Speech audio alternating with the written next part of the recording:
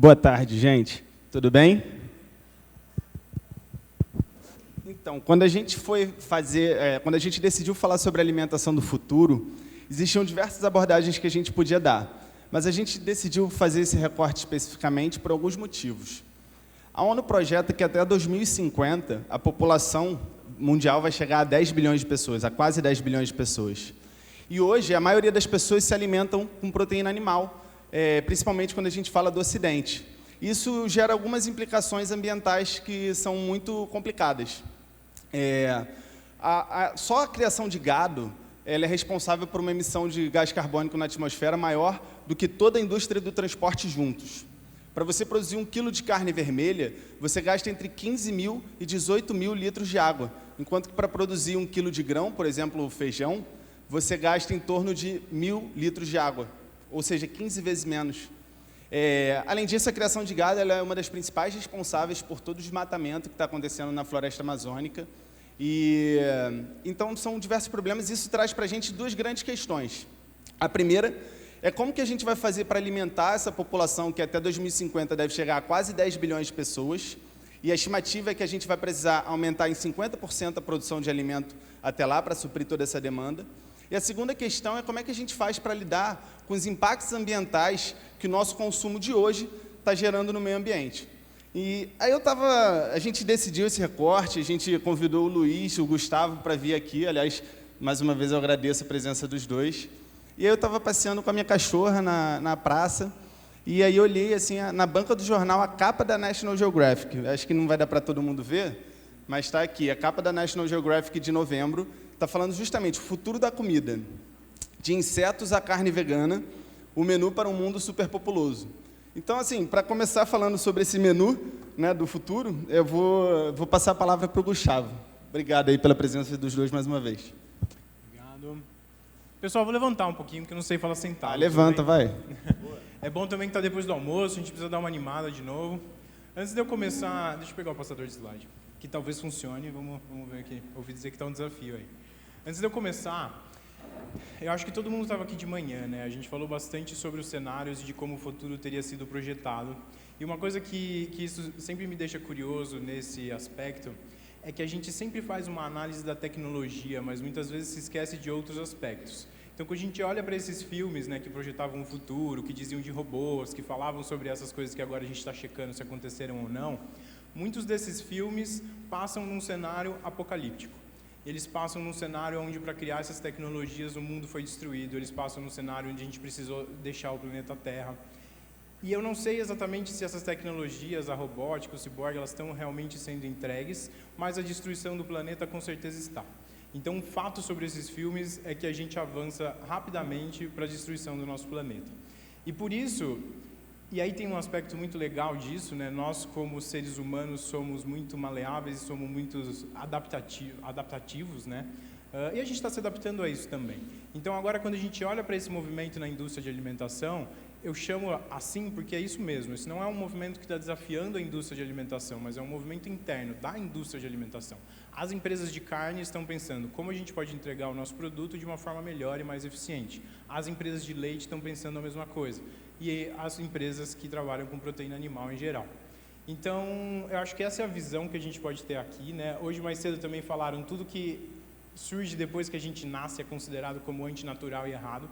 E aí, quando eu olhei sobre esse assunto pela primeira vez, eu pensei, meu Deus, isso é errado, isso não está certo, não tem como isso acontecer. E aí, agora, trabalhando com isso, entendendo esse assunto mais a fundo, eu vejo que é uma opção viável e uma opção que está nascendo a partir da inovação de dentro da indústria e a partir de também empreendedores que estão fazendo a diferença e as pessoas da academia, enfim, uma série de players. Eu começo por aqui, na verdade. Então, hoje, a indústria de produção de alimentos está enfrentando 4 desafios, principalmente, né? E esses desafios são muito ligados ao fato de que os animais fazem parte da nossa alimentação de forma muito expressiva. Em primeiro lugar, que nem o Yuri já falou, alimentar quase 10 bilhões de pessoas. O mundo, em menos de 30 anos, vai ter 9 bilhões e meio de pessoas. Hoje, a gente já não consegue alimentar todas as pessoas que estão no planeta e não existe nenhuma forma conhecida até o momento de crescer a produção de alimentos nessa escala, a não ser as tecnologias que a gente vai falar aqui hoje. Depois, as questões de saúde humana. Quando a gente fala de saúde humana, Antigamente, né, os problemas de saúde humana que desafiavam os governos, eles tinham muito a ver com tuberculose, com doenças externas, a peste, eram coisas que a gente não sabia como lidar e foi desenvolvendo ciência na medicina. Hoje em dia, os problemas de saúde humana têm a ver com o que a gente come. Hoje em dia, o que mata pessoas em massa é diabetes, doenças cardiovasculares, câncer. A gente partiu de um momento onde nós dominamos praticamente tudo que era externo, ou uma grande parte daquilo que era externo, e começamos a lutar contra nós mesmos, né? Agora a gente precisa transformar a forma como a gente come para conseguir resolver os problemas em massa de saúde humana e também os gastos que o governo tem em massa com essas questões. Depois as questões de sofrimento desnecessário, obviamente, e eu disse, isso é um movimento da indústria, né? Então é óbvio que uma indústria que trabalha com animais não está preocupada com as questões éticas em relação a esse animal do ponto de vista de se ele deve ou não morrer. Porém, cada vez mais, o ativismo tem se profissionalizado. Isso é uma coisa que a indústria não consegue ignorar mais. Então, por exemplo, aqui no Brasil teve um caso recente da exportação de animais vivos no Porto de Santos, lá em São Paulo. A empresa que tentou fazer essa exportação, depois de 2 vezes que o navio foi bloqueado, perdeu mais de 10 milhões de reais nesses processos, com o navio parado lá no Santos, com as multas ambientais que eles receberam. Isso é uma coisa que eles não podem mais ignorar. Cada vez que eles forem fazer uma exportação dessa, vai ter grupos de ativistas lá na frente. Os grupos de ativistas agora, e a gente tem falado muito de wearables, né? Cada vez mais é difícil controlar as pessoas tendo informação sobre a sua empresa. Então, as investigações passam a ser um cenário muito real. Pessoas simplesmente gravam o que está acontecendo dentro das empresas, postam na internet e todo mundo fica sabendo. E aí as empresas começam a se preocupar com isso. E por último, não menos importante, os impactos ambientais. Dava para a gente passar um dia inteiro só falando sobre os impactos ambientais. E fato é, nenhuma daquelas tecnologias que a gente tem visto, nenhuma dessas tecnologias que a gente está projetando vai de fato chegar a se realizar se a gente não conseguir resolver os problemas ambientais. Se não tiver um planeta Terra onde nós estamos morando para os próximos 30 anos, nenhuma dessas tecnologias vai existir. A gente está falando de um cenário que não é mais aquela ideia de, nossa, o mundo que eu vou deixar para os meus netos. Nós estamos vivendo a calamidade ambiental. Em menos de 30 anos, os oceanos podem estar totalmente extintos, a vida dentro dos oceanos. Isso significa que as crianças que estão nascendo hoje, elas podem crescer num mundo onde não tem mais vida nos oceanos e onde uma série de espécies já foram completamente extintas, onde elas sequer vão chegar a conhecer. Então isso é um problema muito grande para os ares, para o uso da água, para o uso da terra, e por isso que a indústria começa a pensar como que ela pode transformar isso, né? E aí nós chegamos hoje em 2 soluções que eu vou falar, depois o Luiz vai trazer mais uma ideia, plant-based e carne limpa. Eu vou entrar em cada uma delas. Isso significa o quê? Fazer com que vegetais, o plant-based, né? Fazer com que vegetais se pareçam com carne, entreguem os produtos que as pessoas querem e esperam dos seus alimentos. E a carne limpa é você criar o tecido animal em laboratório, conseguir fazer o bife sem precisar do animal. A gente vai entrar no detalhe desse processo também. Primeiro, eu queria passar um pouco, como eu falei, né, mostrar quem é que está apostando nessa ideia. Hoje você tem grandes investidores do Vale do Silício que dizem que a indústria de alimentação é a nova internet. A indústria de alimentação é uma indústria de $1 trilhão. É uma indústria que todas as pessoas são dependentes dela. A gente come e a gente não só come, como come várias vezes ao dia. É provavelmente uma das coisas que a gente mais consome na nossa vida se a gente for pensar em frequência e em quantidade e no quanto isso é essencial para a nossa vida de fato. Então, transformar essa indústria passa a ser visto também como uma oportunidade gigantesca, porque quem conseguir encontrar novas formas de entregar os alimentos para as pessoas e de rentabilizar com isso, vai ter um mercado gigantesco nas mãos. Então, hoje a gente tem, eu coloquei aqui alguns nomes que são do Vale do Silício, mas eles não são os únicos, né? A gente tem muita gente importante investindo nesse setor também, e as empresas também. Eu vou destacar aqui a Tyson, mas na verdade também essas empresas, hoje quando a gente fala nos grandes grupos empresariais, quase todos já investiram em um desses 2 setores também. Então, a gente fala em Nestlé, Danone, Unilever, enfim, as grandes empresas de alimentos, elas estão todas olhando para isso. Tyson Foods é a maior produtora de carnes do mundo, é a maior produtora de carnes dos Estados Unidos, consequentemente, e eles são uns dos maiores investidores desse setor. E o que ele diz, isso é muito legal para a gente que está olhando para isso no aspecto de inovação, é a gente quer ser atropelado pela gente mesmo. Se vai surgir uma inovação na minha indústria, eu vou ser o cara vendendo essa inovação. Se as pessoas quiserem comprar a proteína animal, eu vendo a proteína animal. Se elas quiserem comprar a proteína vegetal, eu vendo a proteína vegetal. E se elas quiserem que a proteína animal seja produzida de outra forma, eu vou produzir dessa outra forma e com isso eu vou manter o meu mercado. Essa é a visão desses empresários, entende? Então eles não estão mais tentando combater esse tipo de indústria que está transformando, ao contrário, eles estão tentando liderar esse movimento para que eles possam continuar ganhando dinheiro com o negócio deles. Nos últimos anos, se você pega 2010, praticamente não tinha investimentos nesse setor ainda. Agora a gente está quase em 1 bilhão e 300 milhões de dólares investidos. Só em 2017 já batemos aí quase, deixa eu ver se eu pus 2017, não, 350 milhões de dólares. Então essas empresas estão recebendo aportes grandes, tem muito dinheiro entrando para essa pesquisa e isso também está fazendo com que a tecnologia dê pulos muito grandes. Quando a gente fala de carne vegetal aqui, a gente não está mais falando daquela carne de soja com gosto de sola de sapato que a gente costumava comer nos anos 80. A gente está falando de produtos que são completamente diferentes do que as tecnologias que existiam antes, né? Aqui o Richard Branson é considerado uma das pessoas mais inovadoras do mundo, é um bilionário também, e eu trouxe esse slide com essa frase dele muito para falar sobre linha do tempo. Ele acredita que em cerca de 30 anos não vai ser mais necessário matar animais, toda a carne será de origem vegetal ou carne limpa. Isso significa, gente, que a gente está falando de uma mudança que vai acontecer agora, que nós vamos viver essa mudança. 30 anos para a indústria é muito pouco. 30 anos para a indústria são, às vezes, 3, 4 ciclos de que eles têm de desenvolvimento lá dentro. Ainda mais quando você pensa numa indústria que cria animais que vão ficar vivos por 5 anos, até eles serem abatidos, etc. Então, é uma mudança que está acontecendo de forma intensiva e que está acontecendo agora. A gente chama isso de alimentação do futuro, mas é uma alimentação do futuro no nosso período de vida e que vai acontecer enquanto nós estamos aqui vendo isso acontecer. Isso é super legal. O que eu quero também, talvez a gente nem precise tanto ler esse slide, mas isso é uma das coisas mais importantes. Nós acreditamos que as pessoas comem não só para se nutrir, elas comem porque isso carrega, aliás, a comida ao contrário, né? É uma das coisas que mais carrega outras coisas que não são nutrição.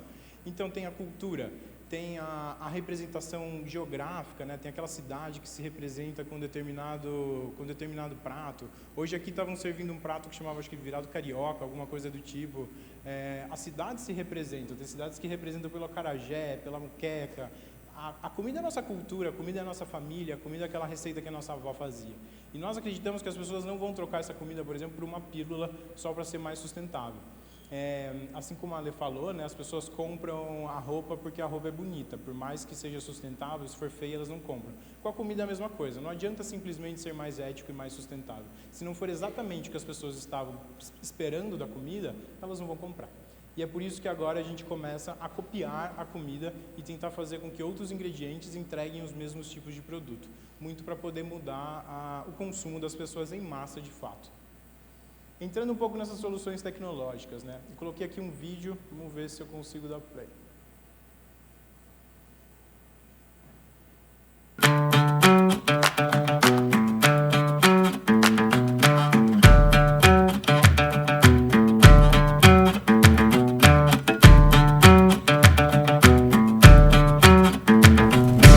Esse é um hambúrguer totalmente feito de ervilha.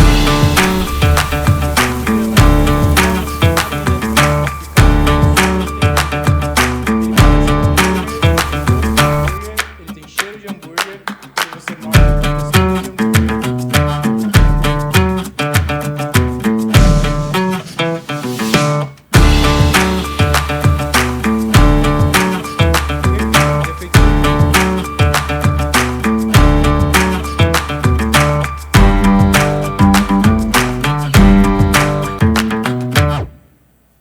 Então, um vídeo bem rapidinho, mas só para a gente mostrar mais ou menos onde estamos chegando em produto, né? Quando a gente fala em substituição para carne, os produtos nos Estados Unidos já estão avançando de uma forma super legal. Esse hambúrguer do vídeo era o Beyond Burger da Beyond Meat. Eles pegam proteína de ervilha, colocam numa máquina de extrusão que faz com que essa máquina coloque a proteína numa forma fibrosa, né? Ela deixa essa coisa que parece a fibra da carne. Depois eles aromatizam.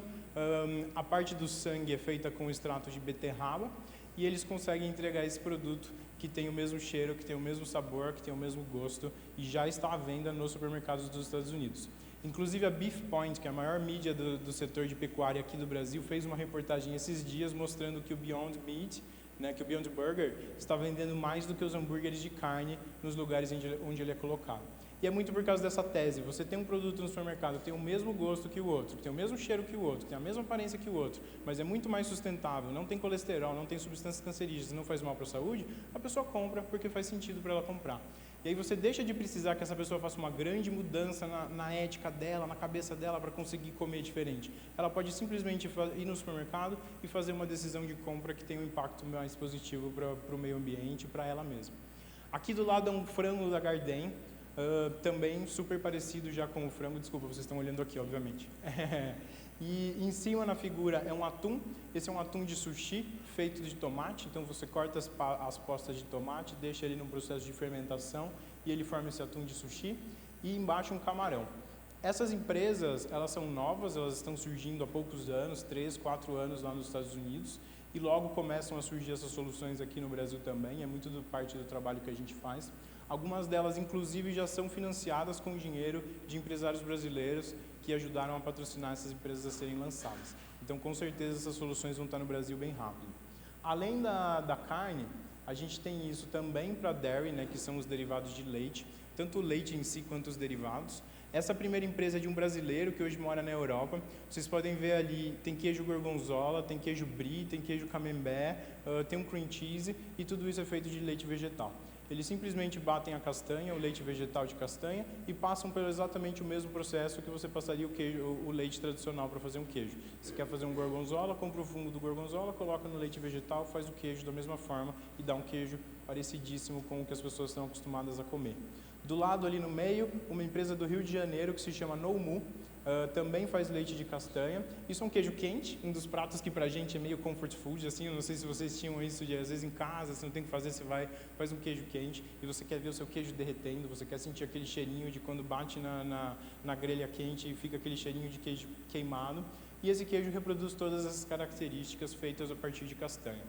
E por último, também uma figura de uma empresa carioca aqui do Rio, que chama Seeds. Eles fazem cheesecake, e esses cheesecakes, tanto doces quanto salgados, são feitos numa base de inhame com castanhas. Eles também podem ser comidos por pessoas que têm alergia à lactose, eles são 100% veganos, não tem glúten e não tem açúcar, no caso deles também, eles adoçam com tâmara, então uma pessoa que é diabética pode comer. Produtos que entregam o uso tradicional, porém simplesmente colocando novos ingredientes. A gente está falando em tecnologia sem precisar necessariamente ficar mudando a cabeça das pessoas. E aqui os ovos. A primeira foto é uma empresa que se chama Just, ela faz um ovo mexido a partir de uma proteína de feijão que se chama mung bean. E aí esse caso da Just é legal, eles têm hoje um computador que fica lendo os aminoácidos, as cadeias de aminoácidos dos vegetais e entende quais cadeias desses vegetais poderiam se relacionar com a função que tem os aminoácidos de origem animal. E com isso eles perceberam que esse feijão, que é muito consumido na China e na Índia, que é um feijãozinho verde pequenininho, que chama feijão mungo, ele tem características que se você extrair a proteína dele vai ficar muito parecido com o ovo. Eles extraem a proteína e aí você compra um potinho de Just Egg, parece um pote de mostarda, assim, amarelo, coloca na frigideira, refoga, ele vira ovo mexido, tem a mesma aparência, tem a mesma textura, tem o mesmo cheiro.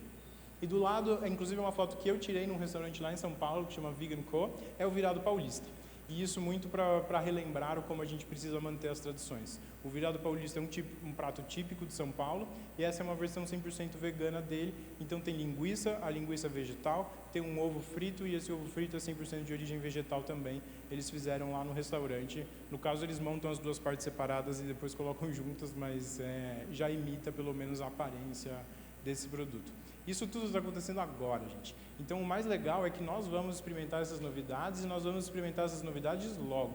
Esses produtos já estão disponíveis. Se você viajar para os Estados Unidos ou para a Europa, você vai conseguir comer várias opções desse tipo.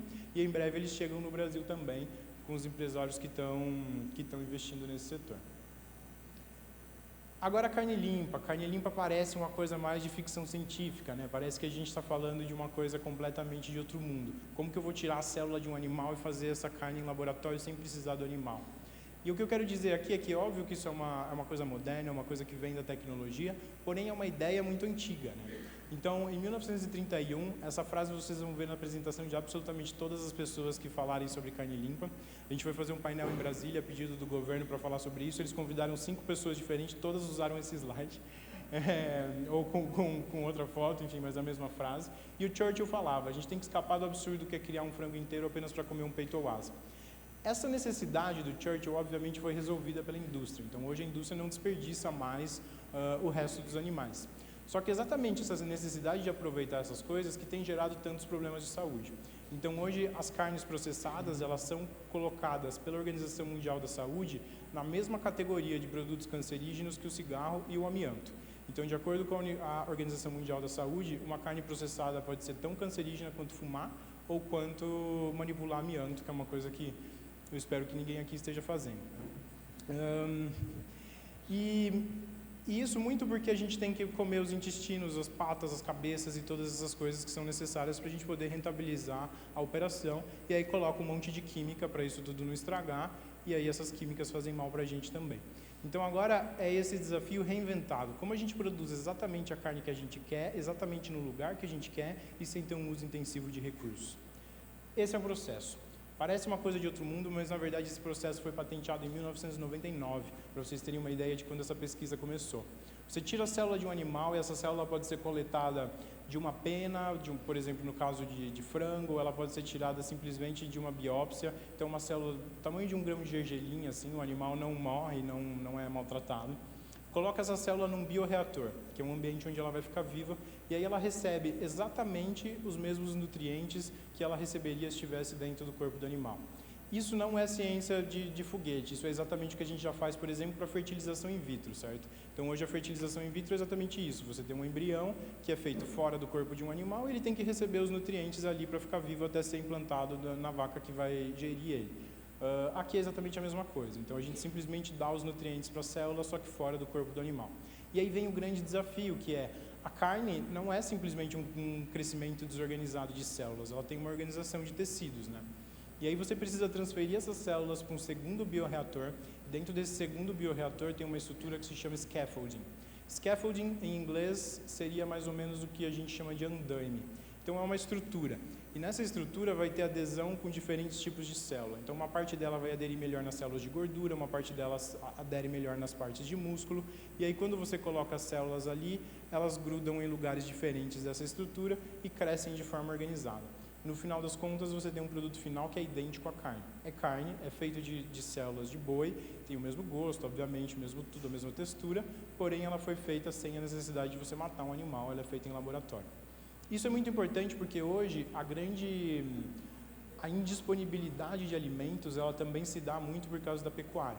Mais de 70% das áreas agrárias do planeta geram menos de 10% da comida, porque o animal é alimentado durante 5 anos, ele é abatido uma vez, ele gera comida uma vez. Então, para cada caloria que alguém tira da carne de vaca, foram 10 calorias que foram dadas para esse animal ao longo da vida. Mais de 50% da soja do mundo é produzida para alimentar o gado, e assim como outros grãos. Quando a gente fala que a gente consegue fazer exatamente o mesmo produto, a gente faz esse produto sem usar todos os recursos. Então, eu tenho a produção de carne sem ter que ter 10 vezes isso em produção de soja para alimentar o gado. E eu faço essa produção de carne no meio da floresta amazônica, no meio do deserto do Saara, sem precisar dos mesmos recursos. E aí a carne limpa, então, para a gente falar onde estamos. Essas duas, e aí tem muitos outros exemplos, são carne limpa. Então, aqui da Memphis e da Mosa Meats, a primeira é uma carne de pato, foi o primeiro jantar de carne limpa servido para a imprensa, e ali do lado é uma almôndega de carne de vaca, e essas carnes foram feitas totalmente em laboratório, sem precisar matar nenhum animal, só reproduzindo células. Qual que é o desafio hoje? Escalar esse processo.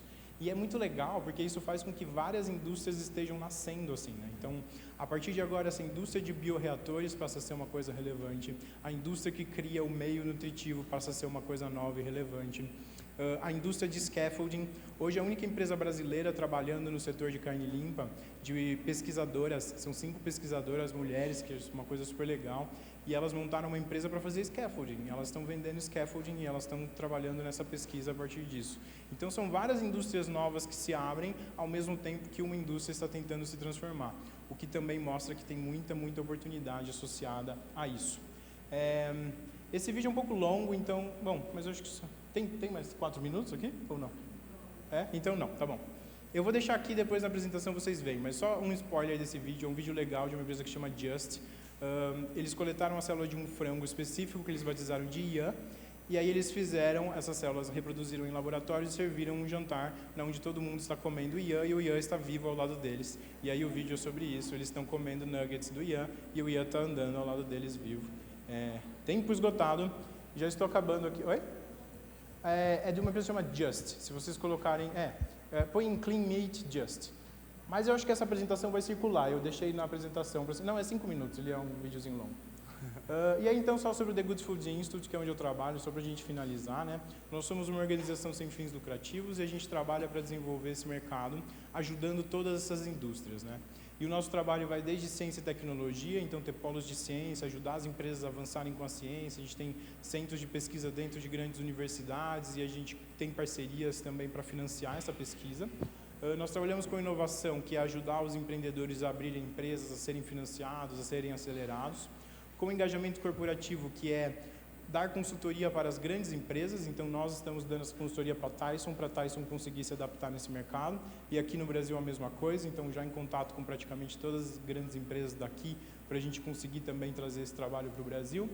E na parte regulatória, que é a questão de atuar com o governo. Então a gente teve bastante em Brasília no ano passado, estamos planejando o marco regulatório da CleanMeat para o começo do ano, provavelmente por abril a gente vai fazer essa primeira reunião lá em Brasília, já com o apoio de vários ministérios.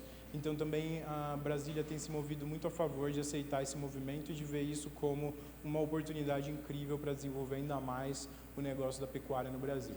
Hoje nós estamos nos Estados Unidos, Brasil, Índia, Israel e China. Então também tentando gerar negócios entre essas diferentes localidades. Eu termino com essa frase: Bill Gates diz: reinventar carne é um setor da indústria de alimentos que está aberto à inovação e crescimento. Menos de 8% dos vegetais são conhecidos para uso industrial pela gente. Então, a gente não sabe ainda a quantidade, o potencial que existe em explorar um pouco melhor esses vegetais e a gente saber também outros sabores que podem trazer a partir disso. E eu termino ainda com uma última provocação, que é: eu sou vegano, e ao virar vegano eu achei que eu iria entrar numa dieta restritiva, e na verdade o que eu fiz foi entrar numa dieta que abriu muito a minha cabeça, abriu muito as minhas opções. Se eu comia manteiga todo dia, hoje tem dia que eu como hummus, tem dia que eu como baba ganoush, tem dia que eu como uma pastinha de feijão, tem dia que eu como uma pastinha de cenoura, e eu percebi que na verdade eu estava viciado em 1, 2, 3 ingredientes. Então hoje essa mudança, ela é muito também puxada por pessoas que não são veganas, que não são vegetarianas, mas simplesmente perceberam isso como uma possibilidade de ampliar o cardápio. Então, em vez dela comer requeijão todos os dias, um dia ela come um requeijão de vaca, no outro dia ela vai comer o requeijão de castanha. Vai experimentar outros queijos, vai experimentar outras carnes vegetais, simplesmente como mais uma opção, e isso já está fazendo com que a gente consiga ter um impacto em massa na produção de carne e na sustentabilidade para o meio ambiente. Muito obrigado, aqui estão todos os meus contatos, meu Instagram e meu Facebook, eu só falo sobre esse assunto. Se vocês quiserem ver bastante opção de carne vegetal aqui no Brasil, o meu Instagram é só sobre isso. E entrem em contato se vocês tiverem possibilidade de trabalho com isso, na academia, nas suas empresas, quiserem levar esse assunto para dentro das suas empresas, é muito que a gente faz também, contem comigo para isso. Muito obrigado, pessoal.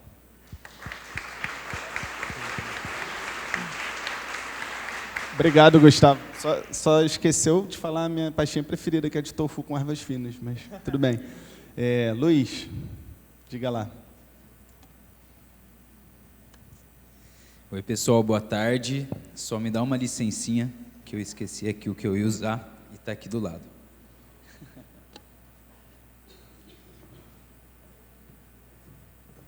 Tá funcionando agora? Tá.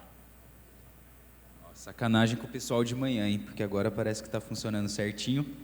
Mas eu vou começar com uma provocaçãozinha também. É um pouco mais do que falaram, mas que é legal para colocar no contexto, né? E é aquela velha história que até 2050 nós teremos quase 10 bilhões de pessoas no mundo, né? Eu vou colocar só mais alguns dados do que já foi falado, mas para alimentar todos nos padrões atuais, a gente vai ter que aumentar em 50% a nossa produção de carne.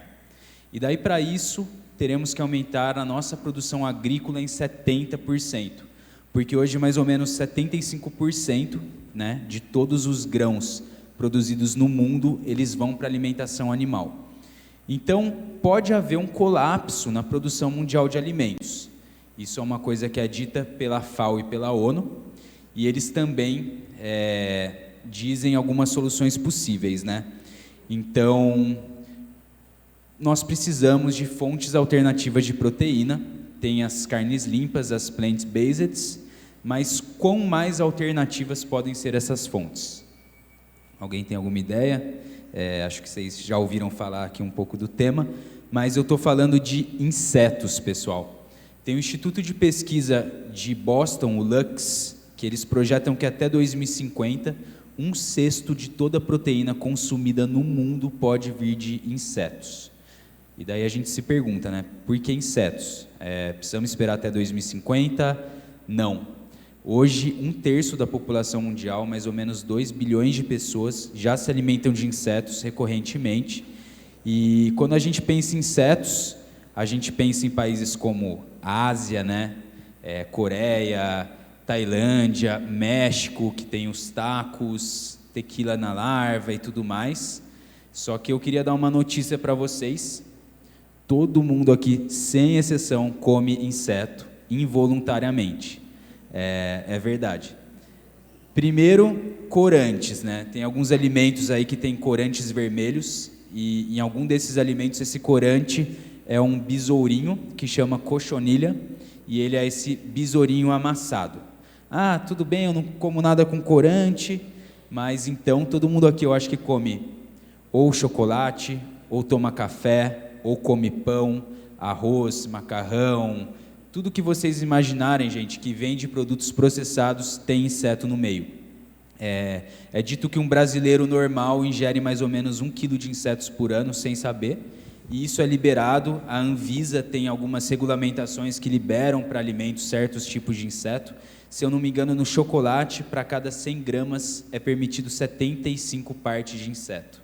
Sim, vocês estão chocados, mas vocês comem insetos. Só que eu não vim aqui falar de inseto dessa maneira, eu vim falar de uma tendência que está crescendo muito nos Estados Unidos e na Europa, né, que são produtos com insetos processados. Aqui no Ocidente, aqui no Brasil, Estados Unidos, Europa, se a gente for falar de insetos, vocês vão lembrar da baratinha, vão lembrar do inseto inteiro, e pô, não vou comer isso nunca. Mas já tem diversas empresas nos Estados Unidos e na Europa, Chapu, Aexo, essa Cricket Pasta da Bug Solutely. Eu tenho aqui barrinha de proteína com farinha de grilo. Essa é da Chapu, lá dos Estados Unidos. Tem hoje centenas de empresas lá fora já fazendo diversos tipos de produto com insetos processados. Isso é muito interessante. Eu já vou explicar por quê, né? E por que é bom, então, se alimentar de insetos? A questão é que eles são extremamente sustentáveis. Para vocês terem uma ideia, se você comparar os grilos com os bois, para cada 100 quilos de alimento, você tem 100 quilos de ração, você vai lá e dá para o boi. Você consegue tirar aproximadamente 5 quilos de carne de boi. Com grilo você tira 60 quilos. Eles são 12 vezes mais eficientes que o boi, por exemplo, nessa questão de uso de alimentos. Além disso, eles utilizam 2.000 vezes menos água que os bovinos, né? Esse é um dado que para cada quilo de carne de boi você gasta mais ou menos 17.000 litros de água. Para cada quilo aí de proteína de grilo você gasta 8,5 litros, 2.000 vezes menos. Tem mais. Eles expelem 100 vezes menos gases do efeito estufa que os bovinos. E além disso, na questão de produtividade por área, eles são muito mais eficientes.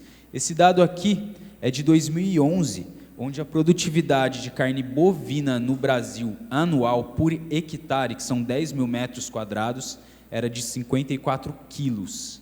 Hoje isso já subiu um pouco, mas com os grilos, na mesma área, você consegue fazer 250 toneladas. São 4.000 vezes mais. E além disso, os grilos, os insetos, né? Eu digo grilo porque tem várias espécies de inseto, mas hoje eles são um inseto mais favorável culturalmente, com menos barreira para a gente falar. Mas eles podem ser criados ainda, e devem, né, em ambientes urbanos. O ambiente ideal para a criação é o galpão, climatizado, com temperatura, umidade controlada, e daí você chega numa produtividade super interessante.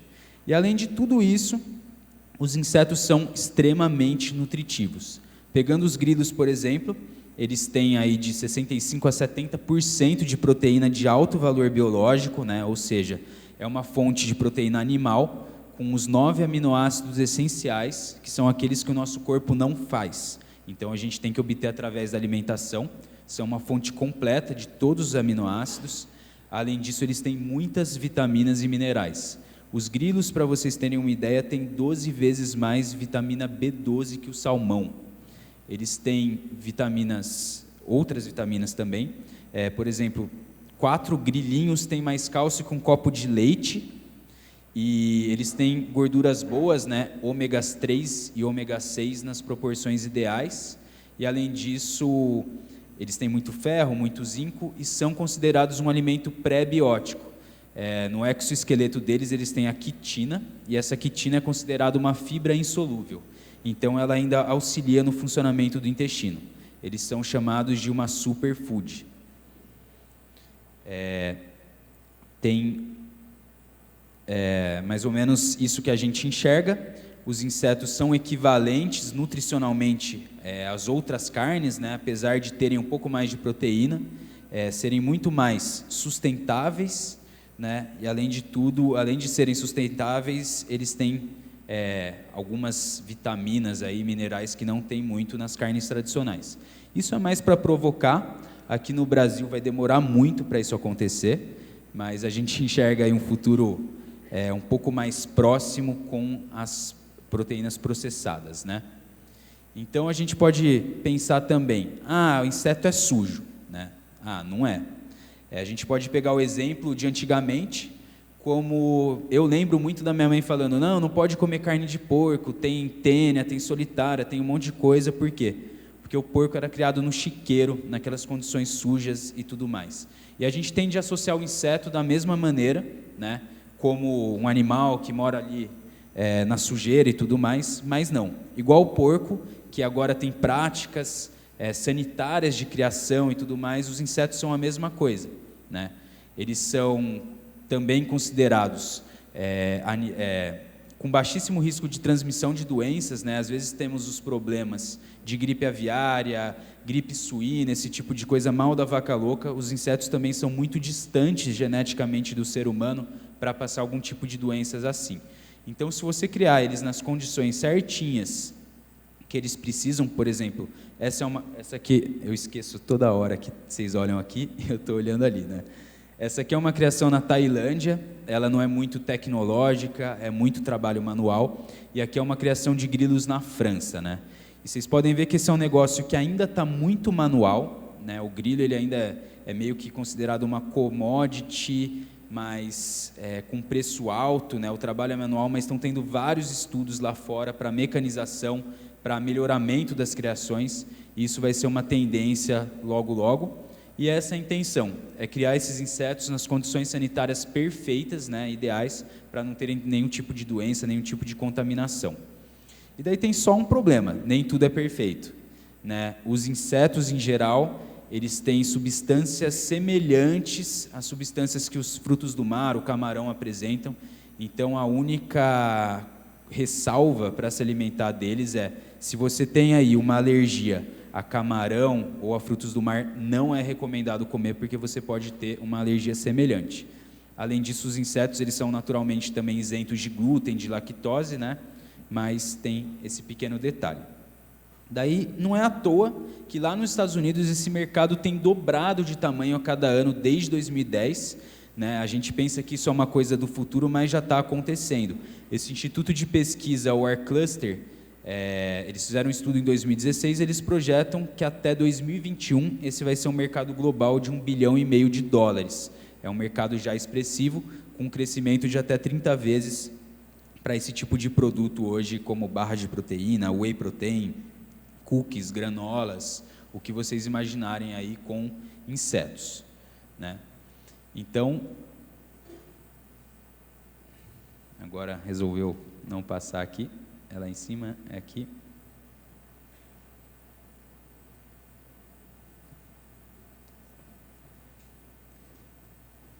Tá, ok. E essa é a Exo que eu mostrei para vocês, a barrinha. E essa é uma indústria que está começando a ficar expressiva nos Estados Unidos. Antes eles eram muito nichificados e agora já estão indo um pouco para o mainstream. A Exo e a Chapu, uma das principais concorrentes, já estão em mais de 5 mil pontos de venda lá, vendem na Amazon. A Exo é um case interessante, que eles começaram no final de 2014, levantaram mais de $5 milhões de investimento, já foram comprados por uma outra grande empresa, então é uma coisa que já está acontecendo lá fora. Pensando nisso, a gente surgiu, né? Nós somos a Racuna, e nós queremos começar isso no Brasil. Nós queremos diversificar esse mercado de alimentação, né, através do uso de proteína de insetos para alimentação humana. E nós apostamos muito, né, não só nós, como todas essas empresas, na versatilidade da farinha de grilo no começo. Igual eu expliquei, dá para fazer um amplo mix de produtos, né? Você consegue substituir até 20, 25% de frações de farinhas vegetais em alimentos.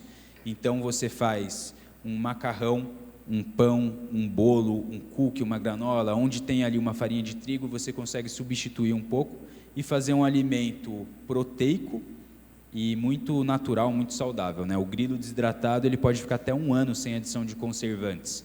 Então, isso é uma vantagem interessante. Nós enxergamos no Brasil que tem uma coisa interessante, que são o mercado de alimentos saudáveis, né, integrais, orgânicos, que vem crescendo muito, e um outro mercado dos alimentos proteicos. E não tem muito um meio termo hoje, que são alimentos saudáveis e proteicos, e é interessante porque, como a gente vê lá fora, se vocês pegarem essas barrinhas e olharem os ingredientes, não tem nada de produto químico, não tem glúten, não tem lactose, não tem soja. Então, são alimentos, ao mesmo tempo, naturais, saudáveis, muito sustentáveis e com grau de proteína bem alto. Hoje a gente formulou algumas barrinhas de proteína, né? Estamos entrando no mercado ainda, está tudo bem artesanal, mas nós também temos a farinha do grilo para ser usada como esses ingredientes e também barras de proteína. E tem uma surpresa para vocês que eu conto ao final da apresentação. Igual eu estava falando dos mercados, hoje o mercado de alimentos saudáveis movimenta 130 bilhões de reais por ano, suplementação 1,5 bilhão. Então a gente acha que tem um mercado interessante nesse meio termo, talvez não para somente insetos, mas alimentos que podem substituir proteínas e que sejam ao mesmo tempo naturais e saudáveis.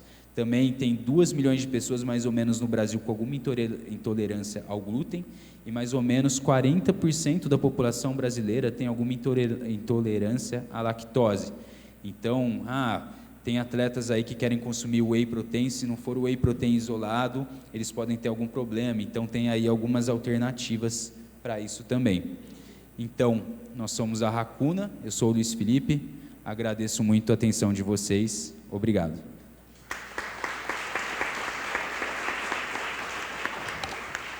Que legal, Luiz. Pode falar. Não esqueci da surpresa, não. A surpresa isso que eu ia lembrar agora. Ali fora, no final da palestra, vai ter grilo para vocês degustarem, quem quiser. Eu resolvi trazer os grilos inteiros mesmo, eles estão desidratados, justamente para essa provocação. Eles são criados em todas as condições ideais, podem ficar tranquilos. A única coisa se tiver alguém alérgico a frutos do mar, camarão, melhor não comer, que pode ter uma alergia, mas vão estar lá fora. O grilo simplesmente desidratado e tem alguns pacotinhos ali com ele um pouquinho saborizado, limão e sal ali. Mas eu sugiro comer o natural. Quem tiver coragem aí, quiser quebrar um pouco da barreira, está convidado. Então, pessoal, terminar como sempre, não fiquem grilados, hein? Vamos experimentar todo mundo. Obrigado.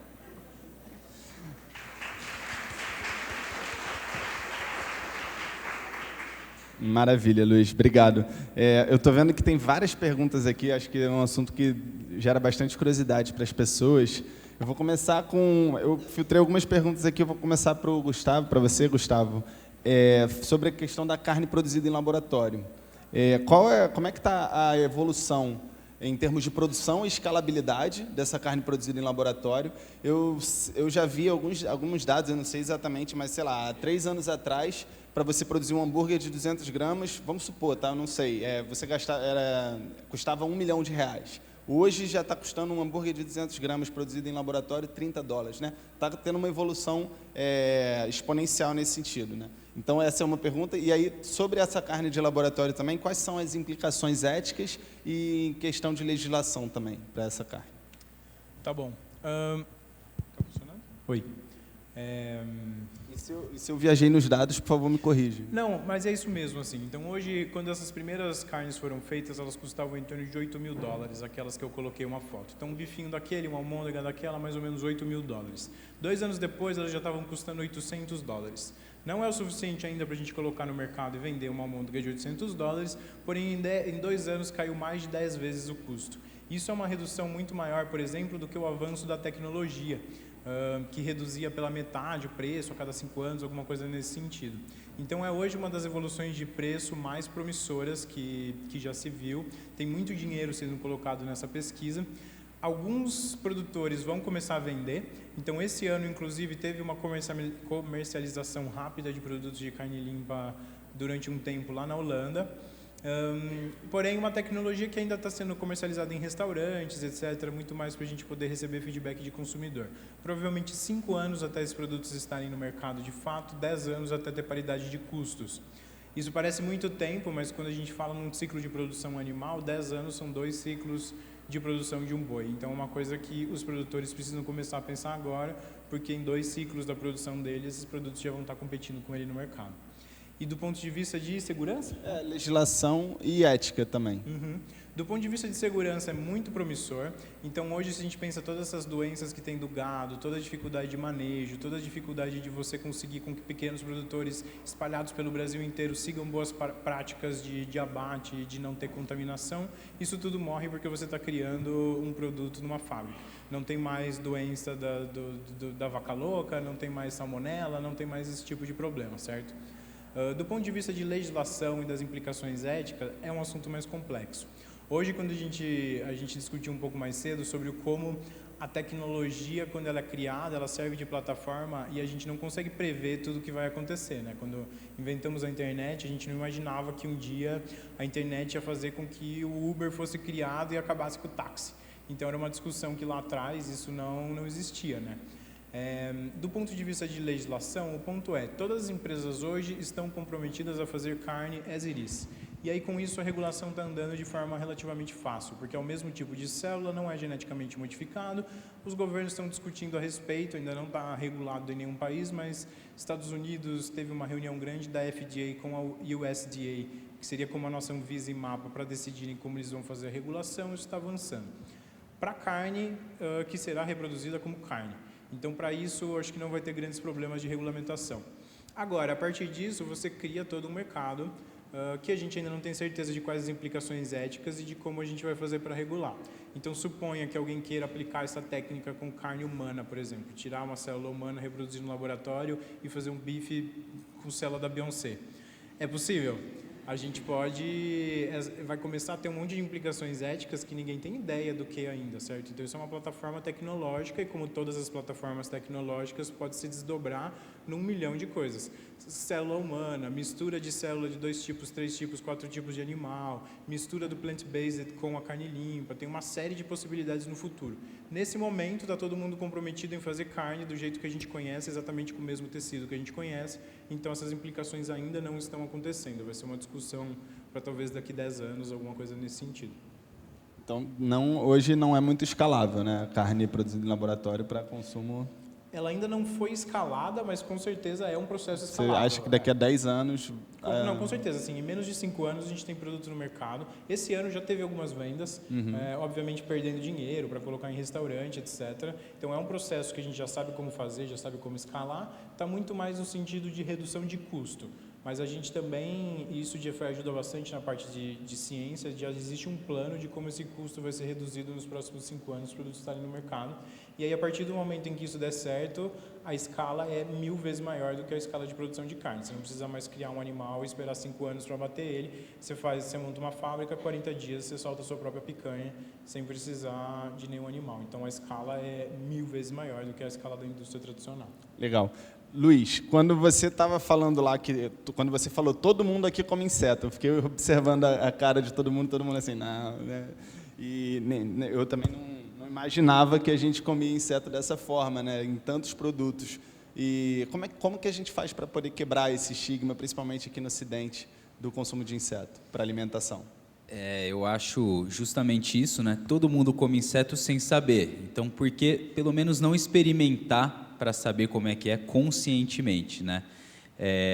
O gosto deles, por exemplo, o grilo frito, ele lembra camarão, mas ele, do jeito que está desidratado, vocês vão ver que é um gosto meio de nozes, meio terroso, assim, é característico, mas ainda tem muito para melhorar, né? Tem algumas formas de eu melhorar isso, ainda está meio que um protótipo, mas está indo legal. Mas eu acho que a forma de quebrar barreiras é justamente de pessoa para pessoa com educação. É a gente dar dados para as pessoas, né? Poder dar para elas informações que daí elas vão ler e elas vão decidir se elas querem comer ou não. Por que eu comecei a ter essa ideia e querer comer inseto e grilo? Porque eu realmente acredito que a pecuária, do jeito que está hoje, é insustentável, né? E eu ainda como carne, eu não sou vegetariano nem vegano, mas venho tentando reduzir um pouco, né, a minha ingestão de carne. Mas eu acredito que é interessante a gente ter outras fontes de proteína, outras fontes de nutrição, e ainda tão nutritivas quanto os grilos. E eu, sinceramente, não espero que no Brasil tão cedo o pessoal vá pegar um grilo ou uma barata ou uma larva de tenebro, né, e vá comer inteira. Eu já comi o que vocês imaginarem, assim, de larvas, de espécies de baratas, todas criadas para isso, né, e eu sou um entusiasta do assunto. Mas eu acredito que nessa forma, como um produto processado, né, uma farinha, um ingrediente, em alimentos que as pessoas já comem, como um cookie, uma granola, alguma coisa assim, que não vai sentir gosto nenhum de inseto, você nem sabe que gosto tem, vocês já comem isso no chocolate, por exemplo, né? Isso também é uma forma interessante de quebrar essa barreira. Legal. Tem uma pergunta aqui do Anônimo, mas que é um anônimo que deve me conhecer, provavelmente, que ele pergunta assim, aos 2 veganos do painel, eu vou deixar essa só para o Gustavo. Visto que a produção de insetos é mais sustentável, vocês considerariam voltar a comer esse tipo de proteína animal? Você inseriria um inseto na sua dieta? Não. Eu acho que assim, aqui a gente tem 2 coisas diferentes, certo? Então, eles estão olhando muito mais do ponto de vista de ter uma oportunidade de mercado, e é inegável que existe uma oportunidade de mercado, enquanto a nossa organização é uma organização sem fins lucrativos, tentando resolver um problema ambiental, e por isso a gente está usando dinheiro de filantropia para colocar naquilo que seja mais eficiente. Então, quando ele mostra, por exemplo, que os insetos entregam 60 quilos a cada 100 colocados de comida para ele, essa comida é vegetal, certo? E ainda assim tem 40 quilos de desperdício aí no meio. Então, por isso a gente, como organização que está usando dinheiro de filantropia para resolver um problema ambiental, aposta em comer simplesmente o vegetal ao invés de dar ele para o inseto e depois comer. Mas isso não muda o fato de que para as empresas existe uma oportunidade de negócio aí, né? São visões diferentes. Então, aqui é uma visão de filantropia, ali é uma visão de empresas. E o que eu acredito, e eu vejo muito isso na inovação, é que pessoas trabalhando em frentes diferentes de forma separada é exatamente o que resolve o problema lá na frente. Então, talvez não seja a minha solução, não seja a dele, mas um misto das 2 coisas. Talvez as pessoas comecem a fazer inseto com carne limpa, talvez as pessoas misturem as 2 coisas. Então, é legal que as 2 indústrias se desenvolvam, porque elas ainda assim são melhores do que aquilo que existe hoje. Mas eu não consumiria. É uma questão particular, né? Eu concordo com você, assim, no sentido de impactos ambientais, sem dúvida é uma opção extremamente positiva. E também acho que um fato interessante é que o grilo é uma superfood também, né? Superfood, não sei se todo mundo conhece, é um conceito que eles denominam para comidas que têm um alto valor nutricional e pouquíssimas calorias, pouquíssima gordura e colesterol. E, por exemplo, quinoa, goji berry, etc. E o grilo também é uma superfood, então eu sou super a favor da introdução disso na indústria. Bom, gente, infelizmente a gente já esgotou nosso tempo, não tem mais, não tem como fazer mais perguntas. Vou pedir 30 segundinhos assim para vocês encerrarem com uma mensagem. Pode começar, Luiz? Bom, a minha mensagem é: quebrem seus preconceitos, né? Não, claro que não é todo mundo aqui que vai querer experimentar e tudo mais, mas é interessante se abrir aí a novas possibilidades, porque igual a gente está vendo hoje, o futuro está chegando, né? No Brasil a gente ainda tem muito acesso a carne, a proteínas, mas futuramente, em coisa de 10 anos aí, nós acreditamos que essas novas fontes de proteína, não só os insetos, mas plant-based foods, qualquer outras coisas assim, também vão estar já bem inseridas. E os insetos também. Então, tem aí coisas chegando, então essa é a minha sugestão. Tentem quebrar os seus próprios paradigmas aí. Eu concordo bastante com isso e talvez eu traga uma mensagem no sentido de pensar o nosso próprio consumo, né? É muito fácil falar de ambientalismo quando a gente tenta apontar o dedo para uma empresa petrolífera que está queimando petróleo em algum lugar. Mas quando volta a questão e diz que o nosso consumo consome muito mais e destrói muito mais o meio ambiente até do que essa indústria petrolífera, aí mudar o nosso consumo é difícil, as pessoas não querem mais discutir esse assunto, né? Na verdade, as coisas que a gente compra, as coisas que a gente consome, tanto na alimentação, quanto na moda, quanto em todos os setores, é exatamente o que está destruindo o mundo. Então, a gente precisa começar a pensar, não do ponto de vista de gerar culpa, de gerar problemas, mas de gerar soluções. Temos inovação no nosso DNA, nós inovamos muitas e muitas vezes ao longo da história da humanidade e nós temos perfeitamente a possibilidade de inovar de novo e criar soluções que sejam muito mais sustentáveis, onde a gente vai poder crescer nossa população, a gente vai poder ter muito mais igualdade e ainda assim de formas muito mais sustentáveis. Então, quando a gente olha para essas tecnologias, não é uma questão só de tentar fazer a gente se sentir culpado pelo nosso consumo, mas de ver que existem caminhos para solucionar que vão além daqueles tradicionais e que passam muitas vezes pela tecnologia, e essa tecnologia tem capacidade de criar um futuro muito melhor se todo mundo estiver engajado. Você tem um grande impacto se você fizer uma pequena mudança na sua alimentação, uma pequena mudança na forma como você compra roupa, uma pequena mudança na forma como você compra sapato. 7 bilhões de pessoas fazendo pequenas mudanças, a gente faz mudanças em massas no mundo. Então pensem muito sobre como o seu consumo pode ser melhorado, ou como vocês podem comer diferente, como vocês podem se vestir diferente, parar de usar copo plástico para usar um copo retornável e todos os tipos de mudanças que a gente consegue fazer sem sofrer muito e ainda assim tendo grandes impactos no mundo e na sustentabilidade. Obrigado, gente.